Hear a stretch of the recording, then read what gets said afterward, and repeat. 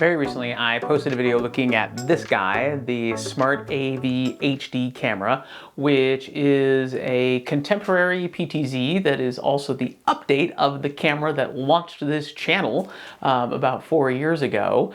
While I was doing that, I got curious about something though. This is their HD version, so it puts out 1080p, but they also offered a 4K version that in all other specs looks pretty much exactly the same as their HD version, and I wondered if it would be worth the extra money to get the 4K. So I bought them both.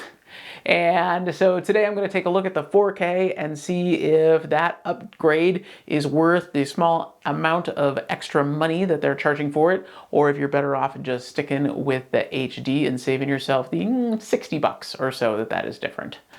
If you want to see the full review of this camera, there's going to be links in the description to that.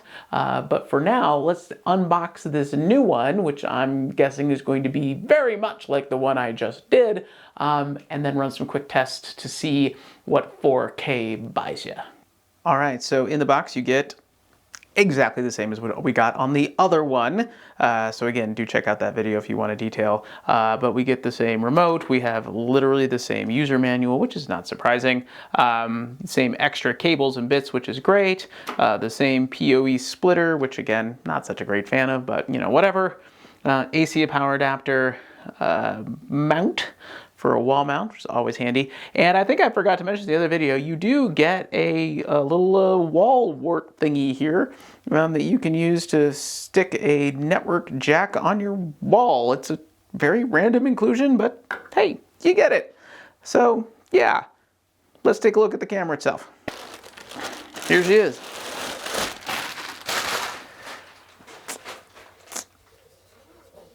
Yep, looks the same. You do see a couple of different changes. Of course, it says 4K on the camera, 4K up front, so you know which one it is that you bought.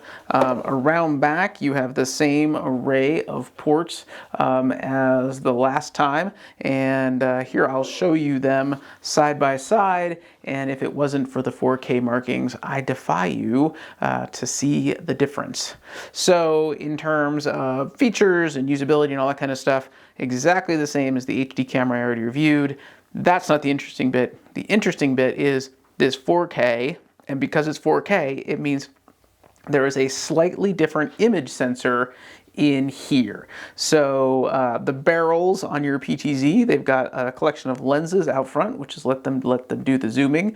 And then back here, you've got an image sensor, which is the thing that the light is hitting and turning it into a video feed that you can then see on your computer, ATM Mini, whatever you're using.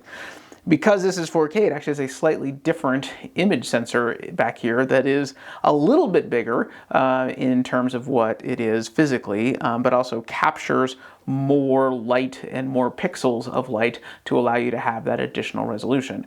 Now the question is that additional resolution anything you can actually use, see, or perceive? So that's what we're going to find out. Now, in order to test that, I'm going to hook into the HDMI out on the back to a 4K capture device on my television.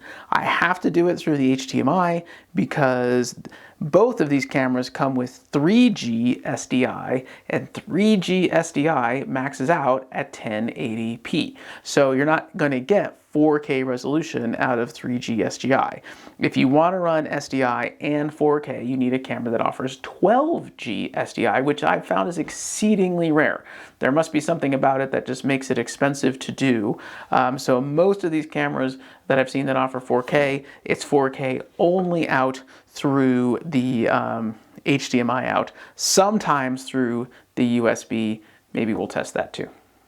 All right, so I have my camera running into my 4K capture device that's being captured on the computer in 4K, and I believe at 70 megabits.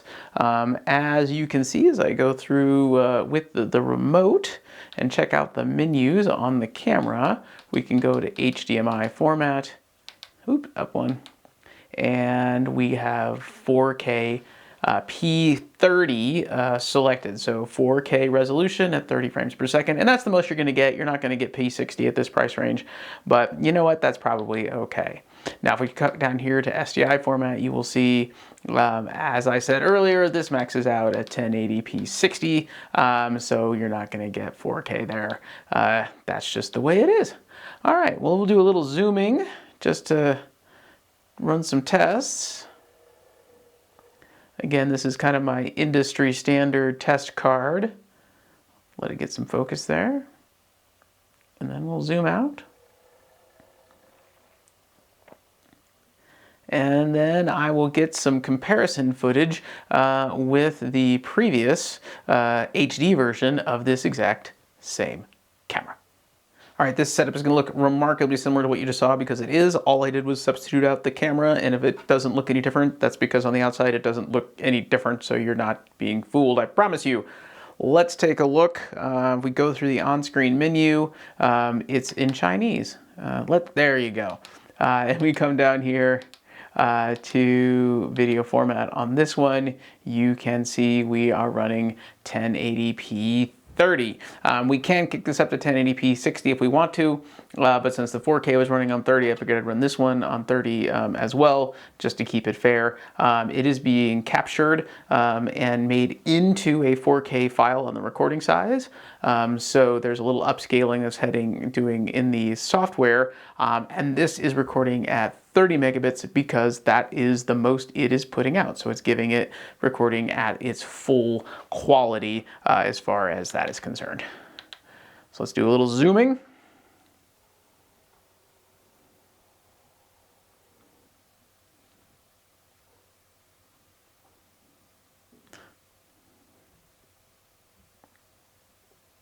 And then we'll pull back out again on our industry standard test card. And you can take a see what that looks like, which, you know, looks good. I'll just say right now, I don't know a big difference between, you know, what I'm seeing on the screen between the two, but let's look at the video side by side and see what that shows. All right, the SMTAV 4K camera, what do we think? Actually, I think it's pretty good. In all the ways that I think the HD version of it is good. So again, check out that video, please. But this one just has that little extra of having that larger image sensor that's going to give you a higher quality video. And when I compared the capture of this to the capture of the HD version, I could notice a difference. Truly, I could. Everything was a little sharper, as you would expect when you are literally capturing 4 times the amount of image data with a 4K sensor than you do with an HD sensor. So the question is it worth it? Now, this one retails at the time of this recording at $399, where the other one was $330. So you're talking an extra $70. That's all pretty much going into the image sensor. Otherwise, everything else is exactly the same. If it were me, I would spend the $70 and just go ahead and get this one for a couple of reasons.